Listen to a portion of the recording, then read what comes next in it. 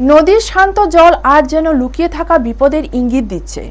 দক্ষিণ জেলার শান্তিরবাজার মহকুমার অন্তর্গত পূর্বপাড়া মহাশ্মশানের পাশে লাউগাং নদীকে ঘিরে গুরুতর অভিযোগ উঠেছে। স্থানীয়দের দাবি, একটি চক্র পরিকল্পিতভাবে নদীর জলে বিদ্যুৎবাহী তার ফেলে মাছ শিকার করছে। এই ঘটনাকে কেন্দ্র করে এলাকায় চাঞ্চল্য ছড়িয়েছে। স্থানীয়দের অভিযোগ, এটি শুধু বেআইনি নয়, অত্যন্ত বিপজ্জনকও। কারণ বিদ্যুৎ ব্যবহার করে মাছ ধরা সম্পূর্ণ নিষিদ্ধ এবং এটি জলজ বাস্তুতন্ত্রের জন্য মারাত্মক ক্ষতিকর। বিষয়টি ভারতীয় মৎস্য আইন অনুযায়ী দণ্ডনীয় অপরাধ। স্থানীয়রা আরও জানান, এই ধরনের ঘটনা নতুন নয়। বহুদিন ধরেই নদীতে এভাবে কারেন্ট ব্যবহার করে মাছ ধরার অভিযোগ রয়েছে। ফলে প্রশ্ন উঠছে, প্রশাসন ও বিদ্যুৎ দপ্তরের নজরদারি কোথায়?